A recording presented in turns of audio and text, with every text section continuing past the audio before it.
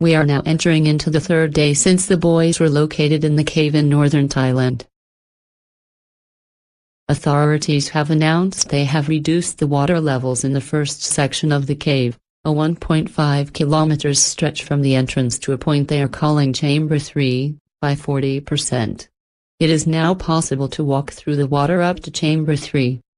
The rescue plan is proceeding on 3 separate fronts. Plan is to teach the boys to dive so that they can dive out of the cave escorted by Navy divers, and the governor reported that the boys have begun doing practice dives in the cave.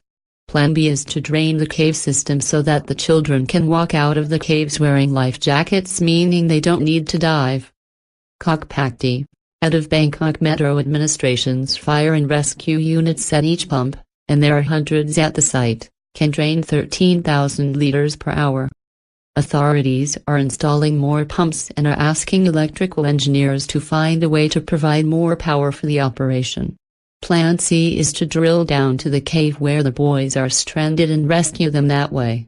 The governor earlier ruled out drilling as an option because the boys are between 800 meters and 1 kilometer below the surface and in a confined space, so it was not thought to be safe.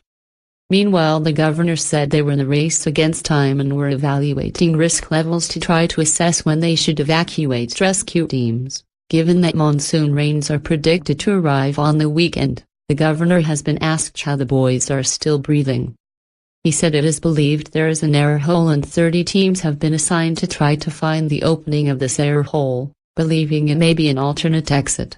The governor also reports that the boys have started diving practice. The governor has confirmed that they may split the group, something he said yesterday they would not do. Reports Michael Safi from the press conference being held at the cave entrance.